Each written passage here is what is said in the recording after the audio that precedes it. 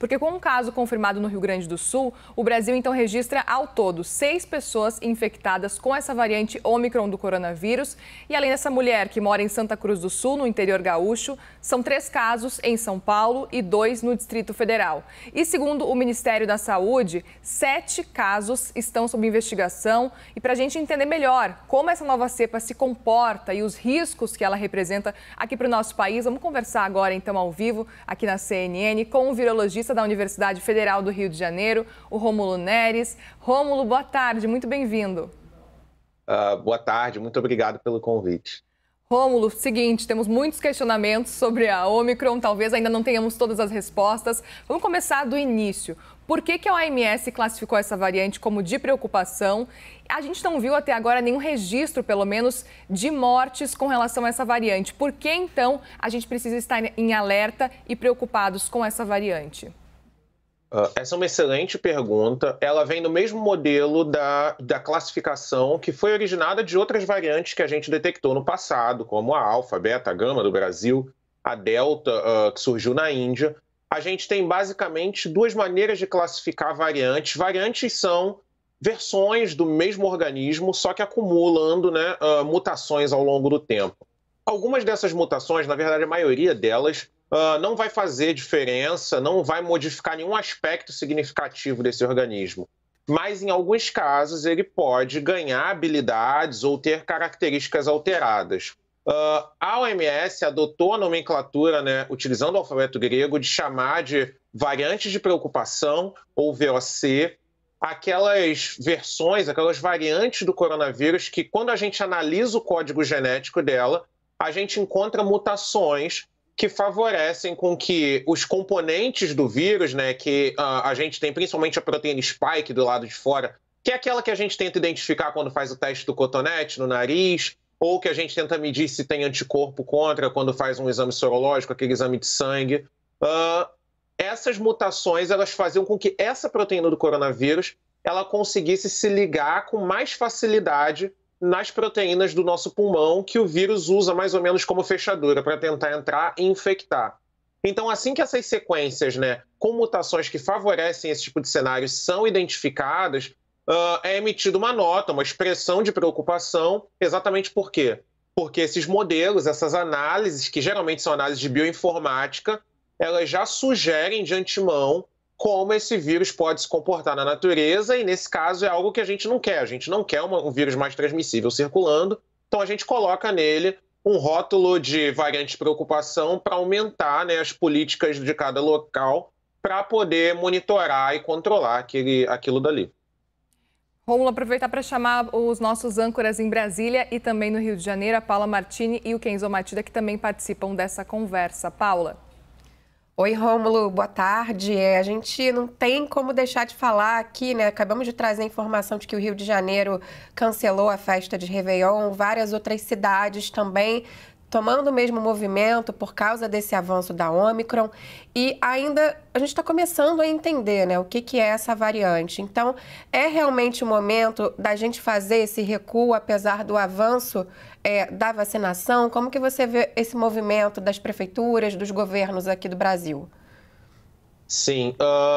Primeira coisa que eu gostaria de dizer é que, de fato, é uma decisão que é muito complicada. A gente entende como é todo o cenário nacional, principalmente o brasileiro, que está muito habituado, né? As nossas maiores festas são as festas de final de ano, geralmente o Natal, geralmente o Réveillon. Mas existe algo que a gente precisa considerar aqui, que é o seguinte: variantes, mutações, elas surgem conforme o vírus se multiplica. Então, quanto mais casos a gente tem, maior a probabilidade da gente selecionar, da gente gerar variantes. Essas variantes podem ser variantes mais transmissíveis, como as que a gente tem visto. Então, proporcionar situações onde a aglomeração de pessoas é facilitada, aumenta muito os riscos locais de cada uma das regiões, principalmente nesses lugares que já decidiram cancelar suas festas de Réveillon, porque são locais onde a gente tem historicamente uma maior concentração de pessoas, como o Rio, com a clássica queima de fogos de Copacabana, por exemplo. A principal questão que a gente precisa abordar aqui é que isso é feito no sentido de tentar conter o espalhamento do vírus. quando uma variante é detectada, uma nova variante é descrita, basicamente a gente não está descrevendo o cenário atual. A gente sempre está descrevendo um pouquinho atrás no tempo o que está acontecendo. Até porque leva um tempo para a gente monitorar os casos, identificar casos prováveis e então confirmar com os testes. Então, se a detecção da variante Ômicron já está acontecendo agora, significa que ela já está dentro do país circulando há algum tempo. Ainda é muito cedo para a gente dizer há quanto tempo ela está circulando, e a gente ainda não tem outras evidências sólidas de o quanto isso pode impactar, por exemplo, os nossos esforços de vacinação, de prevenção. Mas eu já posso dizer de antemão que é extremamente improvável que a gente esteja lidando com uma variante que escape 100% da proteção das vacinas que a gente tem, até porque esse também foi um questionamento que a gente se deparou quando outras variantes surgiram, e a gente viu que as vacinas elas continuavam mantendo um grau de proteção adequado, principalmente contra hospitalizações. Então, possivelmente, esse também vai ser o cenário aqui. Apesar disso, em muitos lugares a gente ainda tem, principalmente no Brasil, regiões que não são homogêneas na distribuição, na cobertura vacinal, no percentual de indivíduos protegidos. A gente tem de 20% a 30%, 35%, dependendo do local, de indivíduos que não foram vacinados ainda. 65%, 60% de indivíduos vacinados parece muita coisa, mas a gente tem que pensar nesse 1/3 que ainda não está vacinado, para a gente não acabar criando bolhas, né, que favoreçam a disseminação do vírus naquele local e a posterior seleção de outras variantes ainda. A Omicron não vai ser a nossa barreira final contra o coronavírus. Espero que a gente consiga controlar o número de casos e óbitos antes que outras surjam também, mas na natureza não existe nenhum tipo de limite que impeça que outras variantes surjam, a menos que a gente consiga, de fato, impedir que o vírus circule como tem circulado no planeta. Rômulo, eu queria pegar exatamente sobre esse ponto que você está falando sobre a vacinação, o quanto que é importante e que, de fato, as pessoas precisam se conscientizar e tomar essa vacina. Quem já tomou a primeira dose, que tome a segunda dose, que tome a dose de reforço. E o que a gente tem visto é um movimento muito grande também de antecipação dessa dose de reforço. O que a ciência diz sobre isso, sobre essa antecipação? Às vezes, algumas prefeituras ou alguns governadores acabam antecipando bastante essa dose de reforço, diminui às vezes de 5 meses para 3 meses, para 2 meses. O que a ciência fala sobre isso?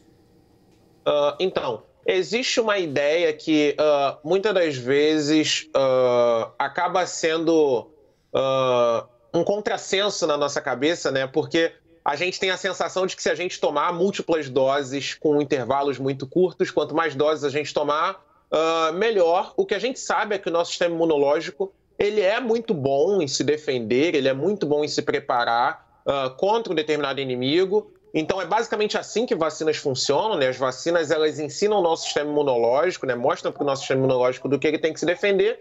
E o que a gente tem visto é que intervalos que variam de 3 a 6 meses, dependendo da estratégia da abordagem vacinal que a gente está usando, costumam ter uma eficácia na redução de riscos de hospitalização maior do que intervalos reduzidos. Mas aqui cabe um parênteses que é muito importante, que é o seguinte: toda vez que a gente fala da eficácia de vacina, a gente está falando de risco relativo, ou seja, a gente está basicamente comparando a probabilidade de alguém que foi vacinado, ou de um grupo que foi vacinado, de ter um determinado quadro em relação a um grupo que não foi vacinado. Então, mesmo uma dose, mesmo a primeira dose, ela já oferece algum grau de proteção. Não é o grau ideal. O esquema das vacinas que a gente originalmente aprovou era de 2 doses, e hoje em dia a gente sabe que com a dose de reforço a gente consegue elevar ainda mais o grau de proteção quando a gente compara o risco relativo. Às vezes, reduzir um pouco o intervalo para uma dose de reforço pode ser uma estratégia válida, desde que respeite os intervalos que foram já observados pelos fabricantes durante os estudos da vacina. O importante dizer é, antecipar um pouco a dose não vai fazer com que a vacina deixe de funcionar, ou não vai fazer, por exemplo, com que mais pessoas fiquem doentes, nada disso. Basicamente, a gente ainda vai ter um aumento na proteção que a gente tem relativa, mas esse aumento talvez pudesse ser ainda maior, com um intervalo um pouco maior, mas tudo depende do contexto, do cenário de cada país. É fundamental aqui, quando a gente fala de vacinação, que a gente tenha uma homogeneidade na cobertura vacinal na população, e isso é o que a gente tem visto de grande diferença, principalmente entre países da África, por exemplo, em comparação com outros países que têm a campanha de vacinação bem sucedida. Falo com tranquilidade aqui que a gente só vai conseguir atravessar essa pandemia quando o mundo todo atravessar essa pandemia junto. Então, a gente está preocupado agora com as cidades do Brasil, que estão cancelando o Réveillon, a gente está preocupado com os aeroportos principais, que são os maiores locais de entrada. Tem muitos países olhando para os países onde a gente está tendo mais relatos dessa variante, mas é fundamental que a gente una os nossos esforços e que haja também uma consciência coletiva do indivíduo de se proteger. Enquanto a gente, cientista, está aqui do nosso lado, tentando encontrar soluções cada vez melhores, cabe à população também não vacilar e continuar prestando atenção, continuar usando máscara sempre que possível, continuar evitando aglomeração, principalmente porque a gente está se aproximando de períodos que, mesmo sem Réveillon, são períodos onde a população tende a se aglomerar bastante, e foi o que a gente viu de 2020 para 2021 também. Rômulo, muitíssimo obrigado. A gente conversou com Rômulo Neres, virologista da Universidade Federal do Rio de Janeiro. Rômulo, muitíssimo obrigado pelos esclarecimentos. É muito importante a gente ouvir quem analisa, quem estuda, quem está do lado da ciência para trazer essa consciência para toda a população. Muitíssimo obrigado. Até a próxima oportunidade. De nada, até a próxima. Muito obrigado.